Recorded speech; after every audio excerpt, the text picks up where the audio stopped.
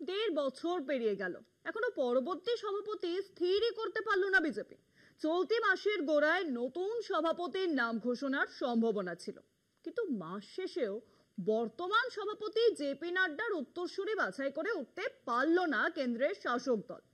রাজনৈতিক জল্পনা বলছে সভাপতি নিয়ে বিজেপি আরএসএস এর ঝামেলা কিছুতেই যে মিটছে না, আর সেই কারণে দফায় দফায় নাকি পিছিয়ে যাচ্ছে বিজেপির সর্বভারতীয় সভাপতির নাম ঘোষণা।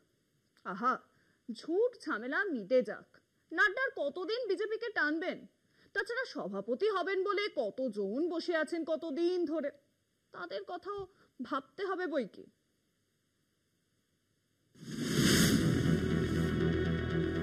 গত 2024 সালের জানুয়ারিতে মেয়াদ শেষ হয় বিজেপির সর্বভারতীয় সভাপতি জগৎ প্রসাদ নাড্ডার। মে মাসে ছিল লোকসভা ভোট।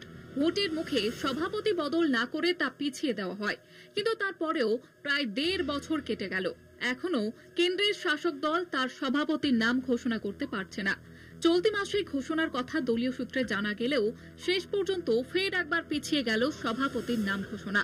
দলের সাংগঠনিক রীতি অনুসারে প্রতি 4 মাস অন্তর জেপি নাড্ডাকে এক্সটেনশন দেওয়া হচ্ছে। এখনো পর্যন্ত দল এ ব্যাপারে সিদ্ধান্ত নিতে পারছে না।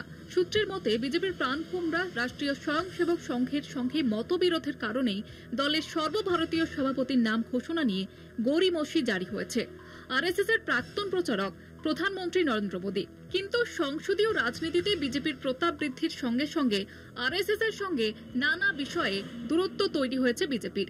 গত লোকসভা ভোটের প্রাক্কালে বিজেপির আর সংঘের সহায়তার প্রয়োজন নেই, এমন মন্তব্য করে সরসংঘ চালক মোহন ভাগবতের রোষে পড়েছিলেন নাড্ডা স্বয়ং। বিজেপির কর্মকাণ্ড নিয়ে ভাগবত তার একাধিক ভাষণে কড়া বার্তা দিয়েছিলেন। মোদী, অমিত শাহ ও নাড্ডা বাহিনীর সঙ্গে সংঘ নেতৃত্বের মতানৈক্যের কারণেই বিজেপির সর্বভারতীয় সভাপতির নাম ঘোষণা ঝুলে রয়েছে। দলের অন্দরে বিশেষত আরএসএস এর সঙ্গে এমন বিরোধের ঘটনা বিজেপি বা সাবেক জনসংঘের আমলেও কল্পনার অতীত ছিল। সূত্রের মতে আরএসএস এর আসন্ন শতবর্ষে এমন কাউকে চাইছে যিনি বিজেপি পরিচালনায় সংঘের ভাবধারাকে অগ্রাধিকার দেবেন। মোদী বাহিনীর সঙ্গে এই নিয়েই মতবিরোধ। সরাসরি মুখ না খুললেও সংঘের সঙ্গে মোদীর বিরোধ আর আড়াল করতে পারছে না বিজেপি।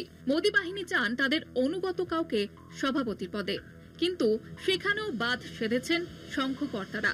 বিরোধ এমনই স্তরে যে সম্প্রতি ভগবত এক অনুষ্ঠানে 75 বছরে অবসর নেওয়ার পক্ষে সওয়াল করেন।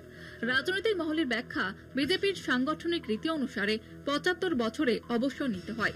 দলীয় পদ বা সরকারি পদে থাকার পক্ষপাতী নয় বিজেপি। সেই অর্থে নরেন্দ্র মোদী আগামী সেপ্টেম্বরের 17 তারিখে 75 বছরে পা দেবেন। ঘটনাচক্রে ভাগবতের তরফে বয়সসীমার কথা মনে করিয়ে দেওয়ার মধ্যে বিজেপির অন্দরে মোদীর ভবিষ্যৎ নিয়ে জল্পনা শুরু হয়েছে। সব মিলিয়ে সংঘ ও মোদীর এই সংঘাতের আবহে থমকে রয়েছে বিজেপির সভাপতি বাছাইয়ের সিদ্ধান্ত। সদ্য খালি হওয়া উপরাষ্ট্রপতি পদে সংঘ ঘনিষ্ঠ কাউকে বসিয়ে সভাপতির পদে মোদী তার অনুগত কাউকে বসাতে চাইছেন, তবে সে চেষ্টা সফল হবে কিনা তা সময়ই বলবে। কলকাতা টিভি।